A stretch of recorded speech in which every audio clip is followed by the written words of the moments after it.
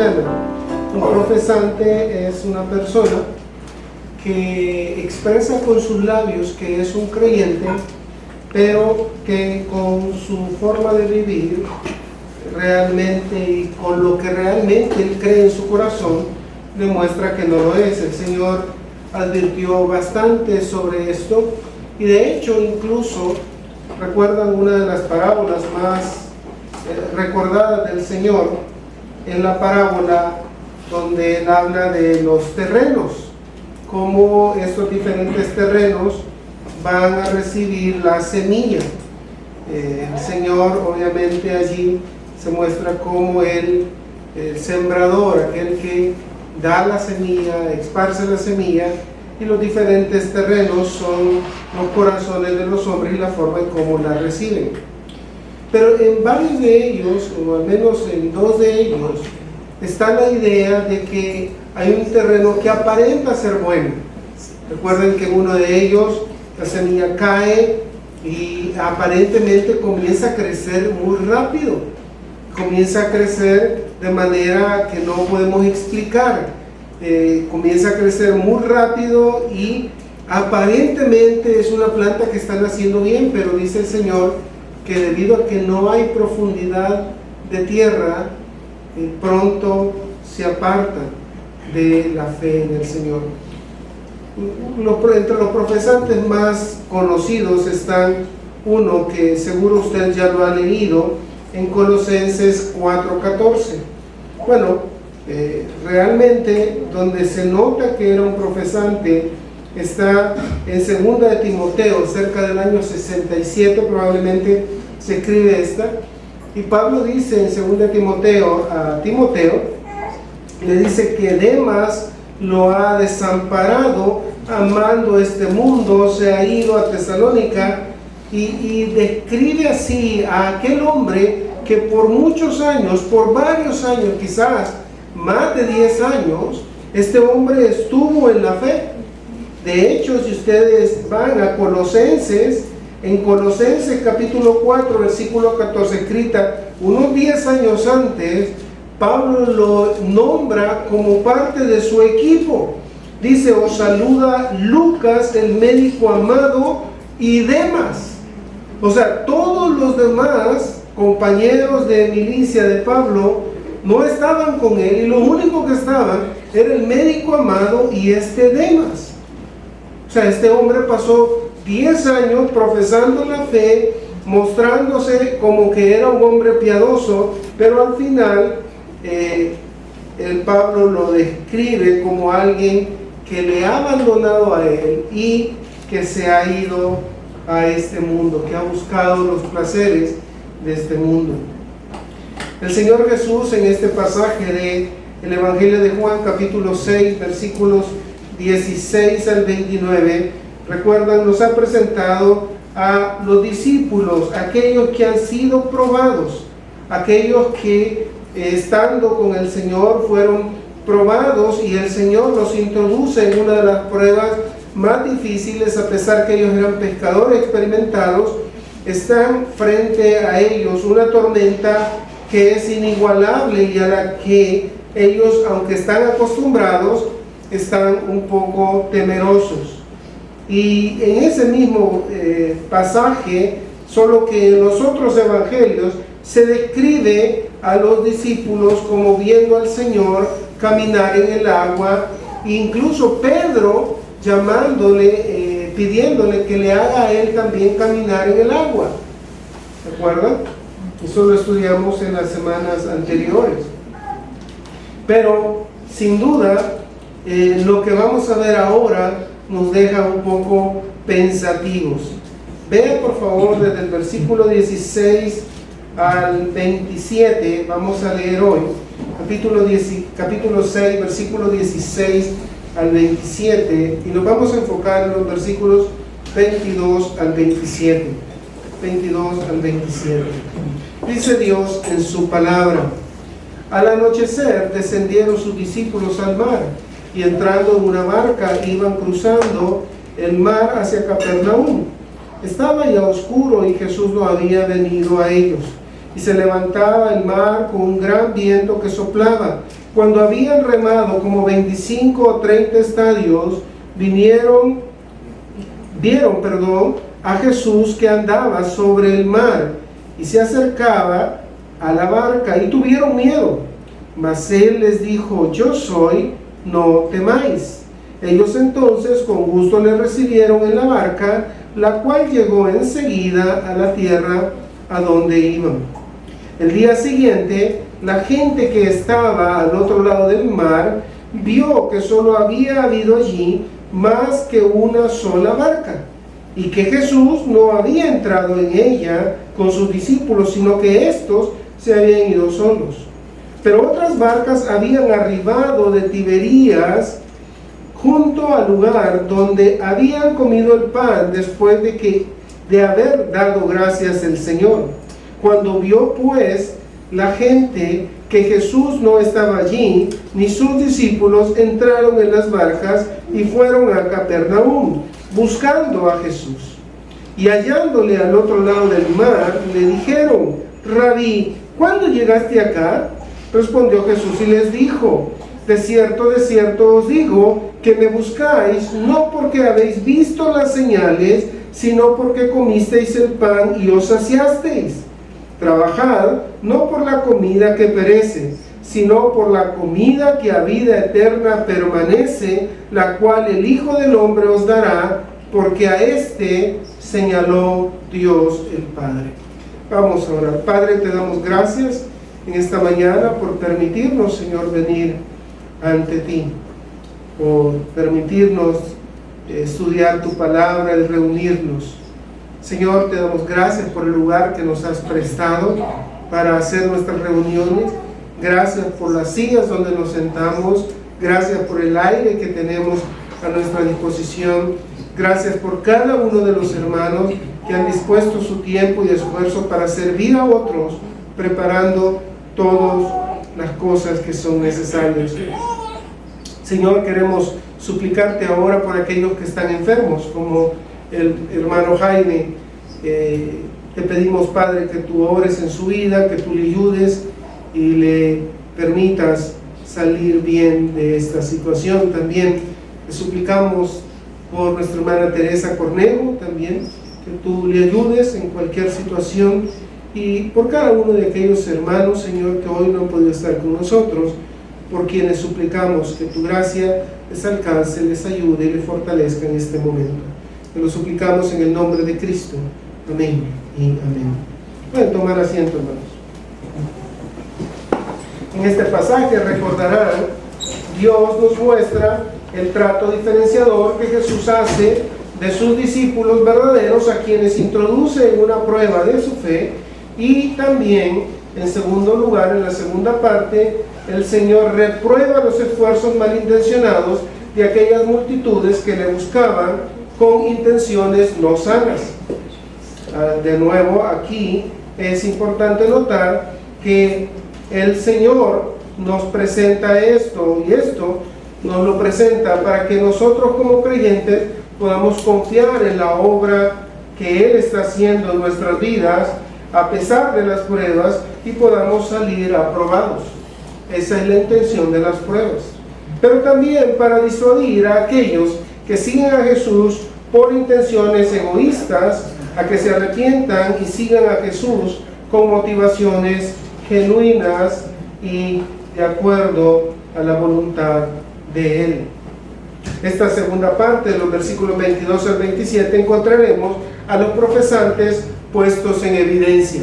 Estos son aquellas multitudes que siguen a Jesús, pero realmente sus intenciones no son sanas, no son buenas. De hecho, esta búsqueda es una búsqueda esforzada, sí, pero malintencionada. Lo vemos en los versículos 22 al 24, donde la palabra de Dios dice: el día siguiente, la gente que estaba al otro lado del mar vio que no había habido allí más que una sola barca, y que Jesús no había entrado en ella con sus discípulos, sino que éstos se habían ido solos. Al día siguiente es un marcador de tiempo que es normalmente usado por Juan para delimitar un suceso o cambiar de escenario. aquí Juan está dejando atrás lo que pasó el día anterior, que fue glorioso porque el Señor multiplicó los panes y los peces, dio de comer a una multitud tan grande. Pero aún en este momento, recuerdan, ellos querían venir a apoderarse de él para hacerlo rey. No entendían, eso lo dice en el versículo 15, pero entendiendo Jesús que iban a venir para apoderarse de él y hacerle rey, volvió a retirarse al monte él solo. O sea, ellos, después de ver las obras que el Señor hacía, los milagros y las señales que Jesús hacía, lo único que cruzaba en su mente era hacer a este hombre rey, pero no rey como el Mesías prometido, sino como un rey político, como un rey igual a los otros reyes de la tierra. La gente había visto al Señor subir a orar al monte, pero de acuerdo al hecho de que se encontró con sus discípulos pasada la medianoche, muchos de ellos no vieron a Jesús que partía de ese monte. O sea, cuando Jesús deja a sus discípulos y los encamina para que se vayan en la barca, la multitud está presente, probablemente están viendo muchos de ellos. Pero Jesús sube a orar al monte y luego quizás algunos de ellos se duermen, se van a buscar refugio, a donde pasar la noche, y se piensan que Jesús sigue ahí. Pero lo cierto es que llegan en la mañana de nuevo al mismo lugar y se encuentran con que Jesús no está donde ellos pensaban que estaba. Quizás lo fueron a buscar incluso al monte, quizás incluso se dieron cuenta de que examinando el monte no había lugar donde él se pudiera quedar por la noche. Comienzan a pensar, es innegable que él ya no está aquí, ya lo buscamos y no lo encontramos, pero ¿y qué se hizo? ¿Cómo pasó? Solo había una barca y la barca fue la que ocuparon los discípulos, no había otra de esas. La intriga les invade porque saben que no había habido allí otras barcas, sino solo en la que habían visto a los discípulos partir. Quizás se dieron cuenta, bien entrado el amanecer, que Jesús tampoco seguía en el monte donde había ido a orar. La única posibilidad, quizás, piensan ellos, es que Jesús se había ido caminando a la orilla del lago y buscando llegar al otro lado. Pero eso era una posibilidad muy lejana. Aunque era una posibilidad, de seguro ellos habían oído a dónde iban a ir los discípulos y ellos deciden emprender el viaje también. Pero es deducible que estaban haciendo un esfuerzo por encontrar al Señor. En el versículo 23, la búsqueda es motivada por la experiencia anterior. Habiendo dado gracias el Señor, dice Juan en el versículo 23, pero otras barcas habían arribado de Tiberías, junto al lugar donde habían comido el pan después de haber dado gracias al Señor.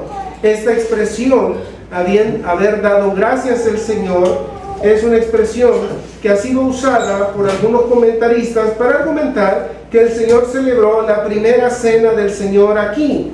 Esto debido a que la palabra para habiendo dado gracias o dado gracias es Eucaristía, que es la misma que se usa cuando el Señor da gracias a la hora de celebrar la cena o la última cena, como se le llama algunas veces.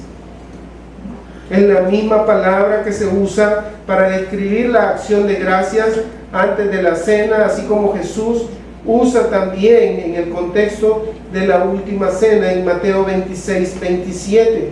Sin embargo, también hizo lo mismo en otros milagros de igual importancia, por ejemplo en Mateo 15:36, en la resurrección de Lázaro, en Juan 11:41, donde usa la misma expresión el apóstol Juan para describir la acción de gracias que el Señor eleva por los milagros o las señales que va a hacer.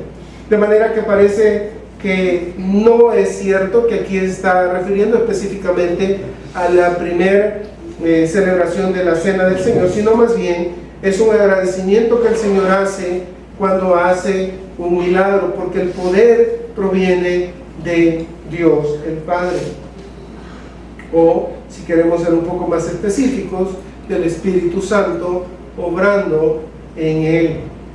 De manera que parece que es una actitud de adoración de parte del Señor. Siempre que va a ser un milagro público, o al menos en la presencia de sus discípulos, dar gracias públicamente. Ahora, noten que esta búsqueda es una búsqueda costosa, según el versículo 24, porque dice: cuando vio pues la multitud, la gente, que Jesús no estaba allí, ni sus discípulos, entraron en las barcas y fueron a Capernaum buscando a Jesús. El hecho de que subieran a las barcas, es difícil saber si esto tuvo un costo para ellos, pero de seguro sí. No creo de que las personas dueñas de las barcas los llevaban así por deporte, más si era una multitud. Imagínense, estamos seguros de que no era la misma multitud del día anterior, o más bien no era el mismo número del día anterior. Sin embargo, es cierto de que seguía siendo una cantidad de personas considerable. Cada uno de ellos de seguro tuvo que pagar un costo, tuvo que apartar un tiempo por el deseo de buscar o de encontrar a este hombre que un día anterior había hecho un milagro. Estos seguidores ahora se empeñan en la meta de encontrar a Jesús. Por eso es que el narrador, el apóstol Juan, nos dice que ellos se fueron buscando a Jesús con el deseo de encontrarlo. Hay una razón poderosa, pero no es la de la admiración o de la adoración o la fe en Jesús como el Mesías. Es un anhelo más mezquino y egoísta que les impulsaba o que les llevaba a buscar a Jesús con tanta insistencia. Ellos no están pensando de manera fiel o de manera como el Señor quería que reaccionaran, reconociéndolo como el Mesías. No, ellos están siguiéndolo porque saben de que allí hay comida gratis. Y si hay comida gratis, es un buen lugar donde estar. Si este hombre puede multiplicar los panes y los peces, tal vez lo pueda hacer con las dracmas. Si este hombre puede multiplicar los panes y los peces, ¿quién quita y también me pueda multiplicar mis propiedades? Si este hombre puede multiplicar los panes y los peces, ¿quién quita también pueda multiplicar mis posesiones? Así es como esta gente seguía a Jesús. Lo seguían por otros intereses. J.C. Riley afirma: por otro lado, es absurdo suponer que una multitud tan grande pudiera encontrar barcas suficientes para transportarlos a todos a través del lago. Evidentemente se refiere a la parte restante de la multitud y probablemente incluía a muchos que seguían a nuestro Señor de un sitio a otro, a donde quiera que fueran, en Galilea, sin ninguna motivación espiritual, por un vago deseo de emociones y a la espera de obtener algo de todo ello en última instancia. Algo encomiable de esta multitud es que, a pesar de que otros quizás ya han renunciado, ya comieron el pan, dijeron está bien, estuvo bonito allá, pero no voy a empeñar mi día. Estos hombres continúan, persisten en el tiempo, se ponen esfuerzos, pagan quizás con su dinero el hecho de pasar a otro lado. Sin embargo, sus intenciones no son sanas, no son las que Dios esperaba crear en ellos. Por eso esta búsqueda, aunque es esforzada, era también malintencionada.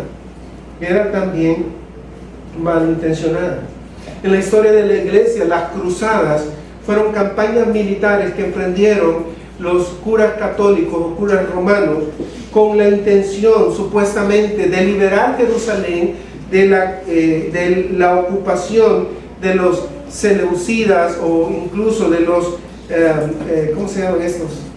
Los árabes, los musulmanes.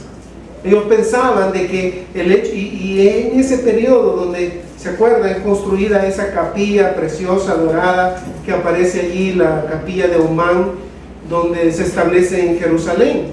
Y es interesante eso, otra vez con lo interesante, es interesante eso, porque demuestra que estaba en posesión de ellos y ocuparon ese lugar y establecieron un sitio sagrado para ellos allí. Y la excusa católica era: vamos, empleemos ejércitos, hagamos guerras contra ellos y expulsémoslos de ahí, porque ese sitio es tierra santa y necesitamos liberarla de la ocupación de los infieles. Pero se ha demostrado con creces que muchas de estas motivaciones eran simplemente excusas para encontrar riquezas, para saquear propiedades. Incluso en su camino, en una de las cruzadas, saquearon la ciudad de Constantinopla, una ciudad rica, hermosa, creada por Constantino, recuerda, del siglo IV, V, y que era maravillosa. Los cruzados pasaron por ahí y desbarataron la ciudad. Cada sitio donde iban comenzaban a hacer rapiña, a quitar productos, a saquear lugares para obtener recursos para comer. Pero era la excusa, supuestamente, servir a Dios, adorar a Jesús y liberar a la tierra. Hebreos 4:12 afirma que porque la palabra de Dios es viva, eficaz, más cortante que toda espada de 2 filos, y penetra hasta partir el alma y el espíritu, las coyunturas y los tuétanos, y discierne los pensamientos y las intenciones del corazón. A menudo este pasaje se cita solo por lo que dice al principio, que la palabra es viva y eficaz, pero no se da cuenta que la palabra es viva y eficaz para penetrar hasta lo más profundo del hombre y discierne aún las intenciones del corazón. O sea, la palabra puede penetrar, el Señor puede penetrar hasta lo más profundo de nuestro ser y descubrir, poner en evidencia, sacar todo lo que hay, y que las intenciones nuestras, si son genuinas o son falsas. También en el siguiente versículo, en el versículo 13, la traducción NBI dice: y ninguna cosa creada escapa a la vista de Dios, todo está descubierto y expuesto a los ojos de aquel a quien hemos de rendir cuentas. Hermanos, si este es un pasaje poderoso que nos confronta y nos hace meditar una vez más, preguntarnos una vez más, ¿por qué seguimos a Jesús? ¿Por qué hacemos lo que hacemos a la iglesia? ¿Por qué sirves a la iglesia? ¿Por qué vienes a la iglesia? ¿Por qué haces lo que haces en la iglesia? ¿Qué es lo que te motiva? ¿Te motiva el aplauso de las personas? ¿Te motiva el agradecimiento de las personas? ¿Te motiva las bendiciones que vas a obtener por ello? ¿Te motiva que vas a ser bendecido, vas a ser protegido, que tus posesiones serán blindadas? ¿Te motiva eso? ¿Te motiva que vas a tener un trabajo asegurado? ¿Te motiva que vas a tener una esposa asegurada? ¿Te motiva que vas a tener hijos sanos? ¿Qué te motiva a seguir a Jesús? Hay gente que sigue a Jesús por otras intenciones. Y no quisiera pensar que entre nosotros, entre nuestra iglesia, hay motivos que nos llevan a seguir a Jesús, que no sean motivos santos. Cada uno de los motivos de nuestros corazones están descubiertos delante del Señor. Quizás le sigues con corazón limpio y le sirves para adorarle, para que Él sea glorificado. O quizás es algo que no quisiéramos. Quizás alguien de acá está siguiendo por otros motivos que no son los motivos de adorar y glorificar al Señor. Hermanos queridos, este pasaje realmente revela que la intención de la gente, de estas multitudes, no era conocer más al Señor.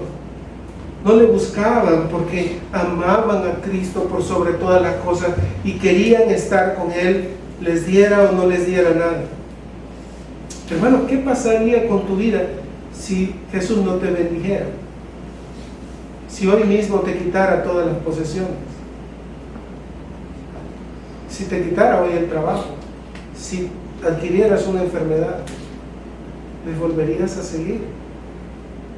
¿Le seguirías amando? ¿Le seguirías sirviendo? ¿Le seguirías adorando? Pero normalmente damos gracias, muchas gracias, Señor, por esta bendición que has traído. Gracias, Señor, por este carro. Gracias, Señor, por... Y cuando las cosas van mal, damos gracias también. ¿Se acuerdan un hombre que ustedes no conocen? Job. ¿Se acuerdan qué hizo? Cuando había perdido sus hijos, sus posesiones y su salud. ¿Se acuerdan cómo reaccionó? Jehová dio, Jehová quitó, sea por siempre el nombre de Jehová bendito. Recibiremos el bien de Dios, no recibiremos el mal, dice su esposa. ¿Qué te pasa? Si Él es Dios, si Él es nuestro dueño, Él puede hacer lo que quiera con nosotros. ¿Quién te ha dicho de que solo lo bueno viene de Dios? ¿Quién te ha dicho que aquello malo que nos pasa, no, eso viene de Satanás, lo rechazo, lo juro? ¿Qué es eso? ¿Qué es eso, hermanos? No. Vean ahora en el versículo 25 y 26, ahora esta búsqueda apasionada de estos hombres es desenmascarada. Versículo 25 y 26. Y hallándole al otro lado del mar, le dijeron: Rabí, ¿cuándo llegaste acá? Noten la respuesta de Jesús. Respondió Jesús y les dijo: de cierto os digo, que me buscáis, no porque habéis visto las señales, sino porque comisteis el pan y os saciasteis. De cierto os digo, dice el Señor, que me siguen solo porque han recibido un beneficio de mi parte. Noten, esta búsqueda fue intensa. Dice que después de ir en el versículo anterior, que iban buscando a Jesús y hallándole podría ser traducido como encontrar, por una búsqueda previa, encontrar o descubrir, obtener o lograr, descubrir o reconocer la ubicación de algo o de alguien, dice un diccionario. Una palabra común en los escritos de Lucas, pero no muy común en los escritos de Juan. Sin embargo, cuando se traduce hallar al principio del Evangelio, donde Andrés dice a Pedro que han hallado al Mesías en Juan 1:41, Jesús afirma que habrá un día donde sus discípulos, que en el futuro le buscarán y no le hallarán. En Hebreos también se usa la palabra de obtener, diciendo habiendo obtenido, y ahí se traduce como obtenido, eterna redención. La idea es encontrar a alguien o algo para mi beneficio. Ellos le habían buscado y le encuentran y piensan que van a obtener un beneficio similar como antes. En este contexto, la palabra debería ser traducida como encontraron para recibir lo mismo que el día anterior. Esto es confirmado por el versículo 24, porque Jesús dice que ellos fueron a buscarle, o más bien Juan dice que ellos fueron a buscarle porque vieron que él ya no estaba allí y recordaban que allí habían comido el pan de balde. Ahora noten cómo se dirigen a él. Le dicen cuando lo encuentran: Rabí, ¿cuándo llegaste acá? Este uso de la palabra rabí era el uso normal que se usaba para un maestro, y muchas veces ese título estaba relacionado solo con los escribas y fariseos, que eran maestros para el pueblo. Sin embargo, había ocasiones donde ese término se usaba como un término de respeto. Hay un comentario escrito por un diccionario Lexham, que dice, que nos informa que el término rabí proveía de una palabra que en hebreo significa mi grande mi Señor o mi Maestro. Según se afirma, el término siguió siendo usado en la Misná y en el Talmud. Fue el título habitual que los maestros judíos tomaron para sí. ¿Se acuerdan que Jesús dice que a los escribas y fariseos les gusta que le digan rabí? Rabí, les gusta que le digan mi maestro. Pero Jesús no es solo un maestro judío como los escribas o los fariseos. Quizás el término se usa aquí como una expresión de respeto, lo mismo que usó, y no es cuando venía de los fariseos y los escribas decían rabí a Jesús, es obvio que lo estaban usando de manera irónica. Estaban diciendo, tú te llamas maestro, ajá, maestro, dime, note, era ironía. Pero cuando lo dicen las personas como Nicodemo, como estos hombres, es evidente que están usándolo en el sentido de un respeto que tienen hacia el Señor.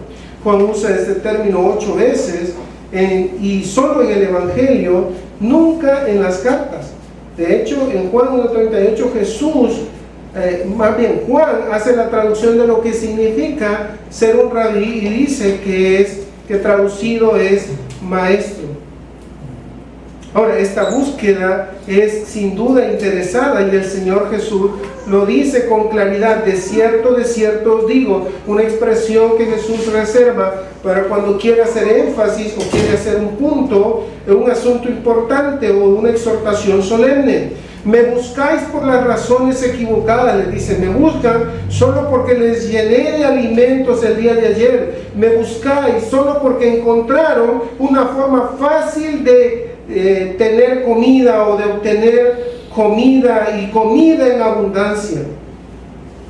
Una conjetura mía es que dijeron, si este hombre solo con hablar multiplica los panes, imagina lo que hará con otras cosas. Esto es mejor que la lotería. Tener a este hombre cerca asegura nuestra vida para el cielo. Tener a este hombre de nuestro lado es asegurarnos el futuro y más aún. Y más.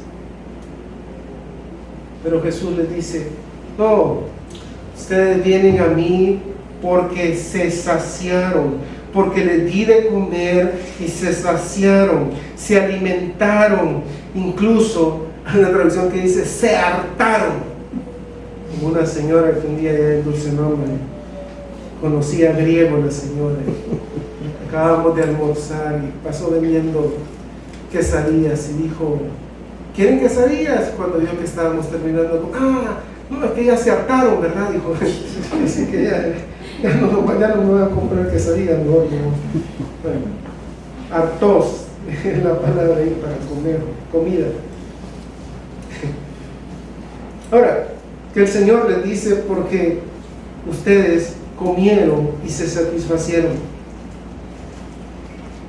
Ahora, lo interesante es que el Señor los deja en evidencia. O sea, ustedes me están siguiendo simplemente por lo que obtienen de mí. Ustedes no me están siguiendo con un corazón limpio. Ustedes no me están diciendo rabí porque realmente están interesados en aprender. Hermanos, ¿cuántas personas, usted como maestro, alguien que enseña, sabe cuando una persona está allí con el ánimo de aprender o con el ánimo simplemente de pasar el tiempo? Simplemente de pasar el tiempo, de aparentar que está allí.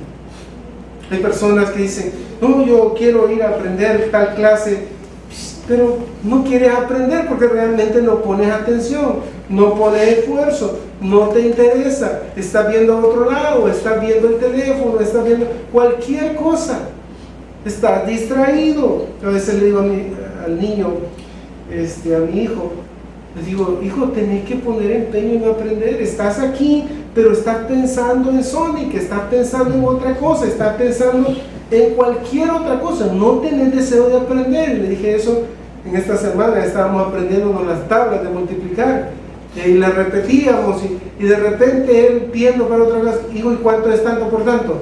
Y se quedaba otra vez pensando, hijo, pero te lo acabo de decir. O sea, estás aquí, pero no querés aprender. Y estos hombres eran eso, estaban allí, pero no porque querían aprender, pero no porque querían saber más del Señor, pero no porque querían conocerle, amarle, servirle. Quizás no hay una persona más admirable en su hipocresía como lo fue Judas. Piense en esto, Judas estuvo 3 años, día y noche, aprendiendo lo mismo que los discípulos. Se le dio tal posición de confianza que se le entregó la bolsa del dinero del grupo. Predicó hombro a hombro con los 70.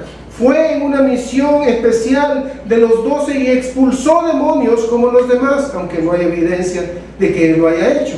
Pero de seguro, si estaba dentro del grupo, por lo menos presenció la expulsión de demonios. Escuchó de viva voz todas las enseñanzas de Jesús, contempló sus milagros y aún así, al final de su ministerio, Jesús le confronta diciéndole, entonces Jesús le dijo, Judas, con un beso entregas al Hijo del Hombre. Qué devastador esta expresión. O sea, te di toda la confianza, te enseñé todo lo que necesitabas saber. Tuve paciencia contigo por 3 años. Sabía que tomabas dinero de la bolsa y aún así tienes el valor de venir a entregarme. No sé qué cara puso Judas, pero de seguro que estaba devastado. O al menos eso se esperaría. Y eso se puede notar porque se acuerdan que más adelante va y entrega la moneda que le han dado. Hay un remordimiento, pero no hay un arrepentimiento genuino. No regresa a Jesús, no pide perdón a Jesús. No, él solo quiere inventar aquello que hizo mal. Pero no se preocupa porque ha ofendido a Jesús. Muchas personas quieren enmendar pecados. Realmente no se dan cuenta que el primer ofendido es Dios, o las personas. Claro, las personas tienen tenemos que pedir perdón a las personas, pero lo primero debería ser con Dios. Lo primero debería ser con Dios. ¿Se acuerdan cuando David está confesando su pecado? Contra ti solo he pecado y he hecho lo malo delante de tus ojos. Primero ofendido es Dios con nuestro pecado, no son los hombres. En Romanos 14:12 se afirma, de manera que cada uno dará a Dios cuenta de sí. Irineo fue un escritor del segundo siglo que escribió una experiencia acerca de Policarpo. Policarpo fue un obispo de Esmirna y es conocido por aquella frase, ustedes se acuerdan, por 86 años he servido al Señor y Él nunca me ha hecho mal. ¿Por qué ahora voy a renegar de mi Señor? Voy a negar a mi Señor, mi Dios. Y cuenta la historia, Irineo cuenta la historia de que Marción, un hereje que negaba el Antiguo Testamento, que decía que el Dios del Antiguo Testamento no era el mismo del Dios del Nuevo Testamento, que el Dios del Antiguo Testamento era un Dios de ira, pero que el Dios del Nuevo Testamento era un Dios de amor.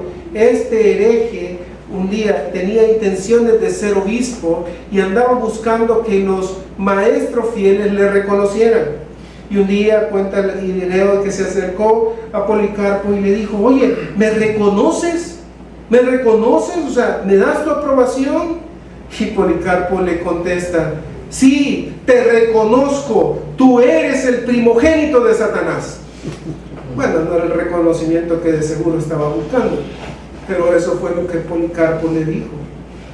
Jesús confrontó a Nicodemo, al joven rico, a la mujer adúltera, con un propósito que pudieran darse cuenta de la realidad de su pecado y la necesidad que tenían de nacer de nuevo.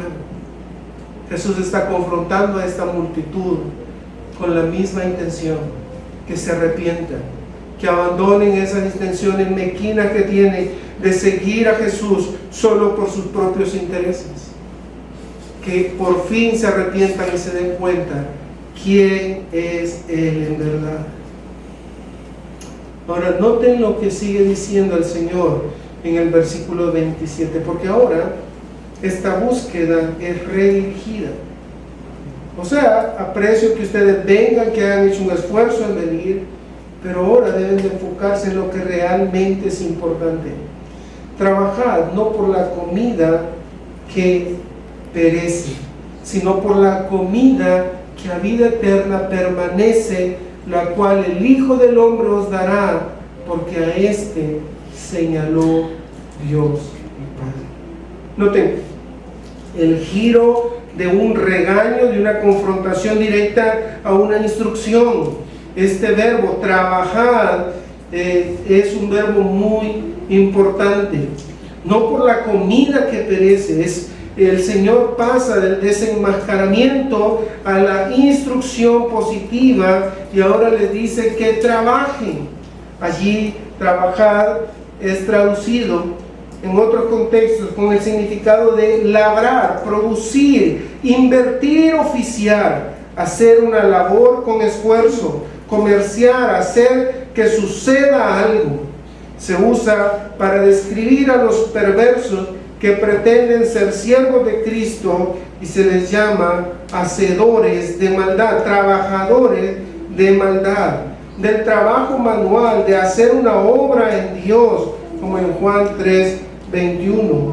Jesús hace las obras de las que le encomendó el Padre, o sea, trabaja en las obras que el Padre le encomendó. Quizás el sentido aquí es la de obrar. Hagan algo, hagan una labor, la misma labor que están haciendo, pero con un propósito diferente, no por la comida que perece, sino por la comida que a vida eterna permanece. Es un mandato para estos hombres que se esfuercen por los motivos correctos. Está bien la obra que están haciendo, está bien las cosas que están haciendo, pero háganlo por los motivos correctos, no por solo comer el pan de balde, no por obtener bendiciones de carros, no por obtener ascensos de trabajo, no por obtener esposas, no por obtener esposos, no por obtener cosas. Háganlo por los motivos correctos. Hay mucha gente que piensa que sirve al Señor porque yo le estoy pidiendo al Señor que me regale una casita y yo por eso le vengo a servir al Señor. Hermano, eso es avaricia. Eso es avaricia. Como decía un escritor que he estado leyendo en esos días, si a la avaricia, el sentido de la avaricia se puede ejemplificar como tomar agua de mar.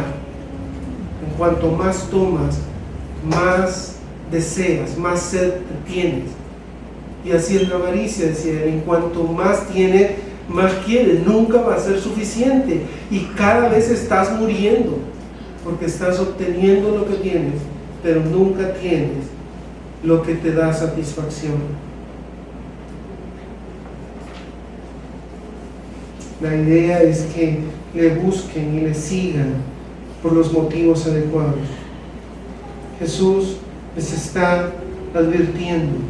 Hay una paráfrasis en la traducción del lenguaje actual, no en literal. Estas traducciones, tanto la NTV, la traducción del lenguaje actual, la Biblia del lenguaje sencillo, son buenas interpretaciones algunas veces del texto, pero no siempre son apegadas a la intención del pasaje. Bueno, pero en este caso la traducción del lenguaje actual dice: no se preocupen tanto por la comida que se acaba, sino por la comida que dura y que da vida eterna. Y aquí es interesante, otra vez interesante, es notorio que Juan está haciendo una transición, porque inmediatamente después vamos a encontrar la enseñanza de Jesús acerca del pan de vida, y está haciendo esa transición de manera muy sutil.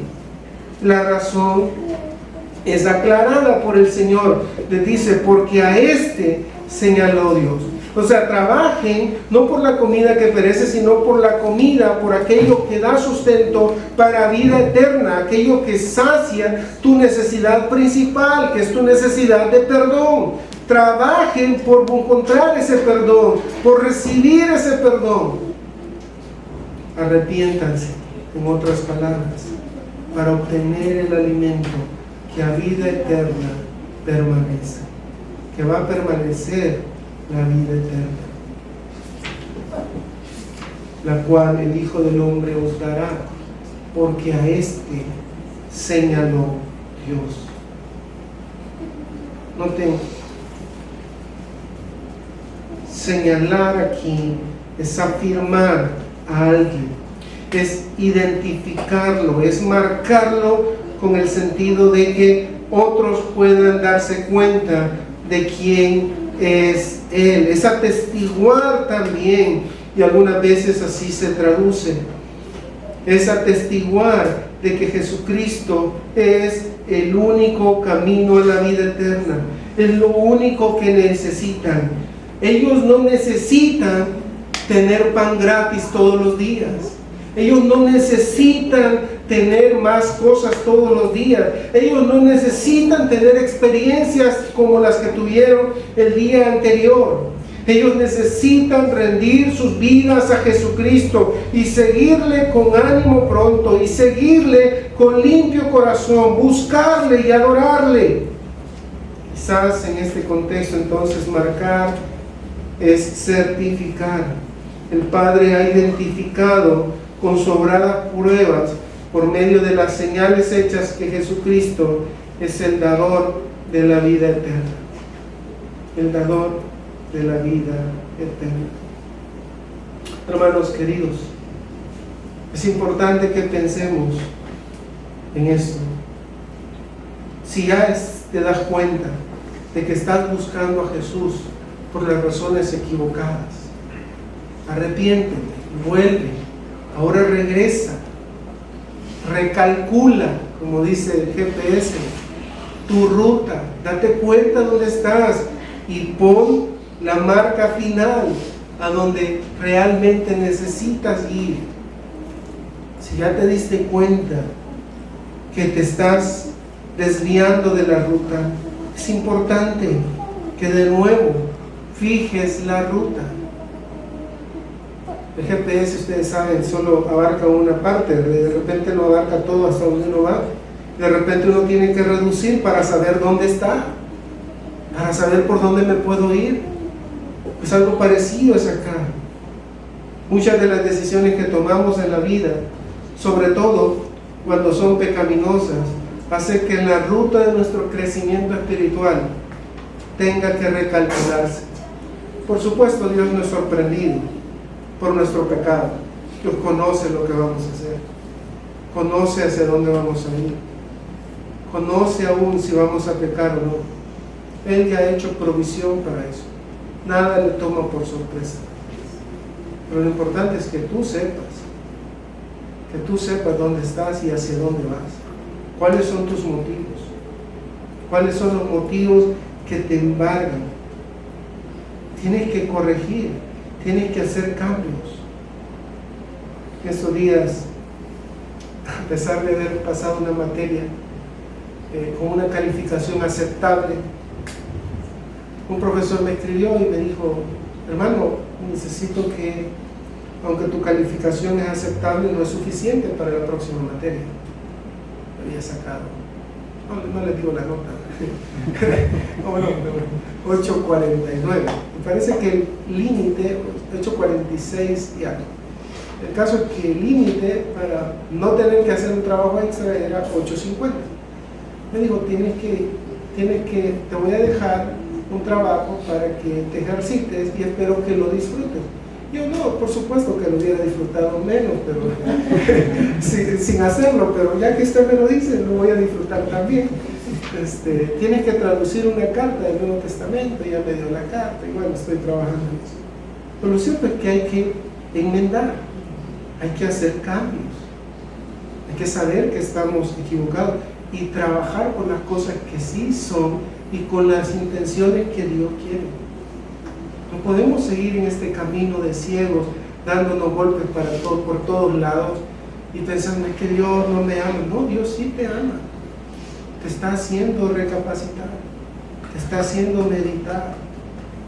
¿Saben? Interesante el camino de regreso a Israel desde el éxodo de Egipto duraba pocas semanas. Y cada vez que los metió en pruebas, el Señor esperaba que respondieran con más. O sea, Él ya sabía que iban a responder con pecado, pero el deseo, la intención era que respondieran con obediencia. ¿Sabe qué hacían? Lean números y vea cómo respondía el pueblo de Israel cada vez que se metió en pruebas: con pecado, renegando, quejándose, dudando de la provisión de Dios. ¿Qué? Y no es eso lo mismo que hacemos nosotros. Nos quitan el trabajo, quedamos sin trabajo. ¿Y ahora cómo voy a hacer? Pues ahora va a ser lo que siempre ha sido: depender del Señor. Porque al menos eso pensaba yo que estábamos haciendo cuando teníamos un trabajo, ¿no? Dependiendo del Señor. Y ahora que tengo esta enfermedad, ¿qué va a hacer? Bueno, vamos a hacer lo mismo que siempre ha sido: depender y confiar nuestra salud en las manos del Señor. Somos suyos. Él sabe lo que está haciendo con nuestras vidas. Nos pone enfermedad algunas veces para que recordemos que no estaremos para siempre con este cuerpo, que nuestra vida es corta y que necesitamos enfocar nuestras vidas en las cosas que realmente importan, por los motivos que realmente son sanos. Como dijo un predicador, el Señor nos ha dado una vida para glorificarle. Nuestra vida es corta. Y agregaba a él: no la desperdicies. Hermanos amados, el Señor aquí ha confrontado a un grupo de seguidores que no eran ni siquiera creyentes, quizás muchos de ellos, pero quizás algunos sí cambiaron, sí entendieron que debían seguir a Jesús por los motivos correctos, sí se arrepintieron y comenzaron a seguir a Jesús por los motivos que realmente importan. Vamos a orar. Padre, te damos gracias. Gracias por esta oportunidad que nos das de meditar en tu palabra, de ser confrontados, de ser guiados hacia tu verdad, Señor. Quiero agradecerte por el amor y la misericordia que tienes en nuestras vidas. Pedirte perdón por nuestros pecados, Señor. Por cuántas veces quizás hemos hecho cosas, hemos buscado hacer cosas y hemos hecho cosas, pero no por los motivos correctos. Quizás por ser alabados, quizás por ser reconocidos, quizás por ser señalados o admirados por otros, en lugar de buscarte y hacer todo lo que hacemos por los motivos adecuados. Ayúdanos, que nuestros motivos sean puros, que nuestro esfuerzo sea incansable y que nuestro objetivo siempre sea glorificarte a ti por sobre todas las cosas. Te lo suplicamos en el nombre de Cristo. Amén y amén. Pues Señor les bendiga, hermanos.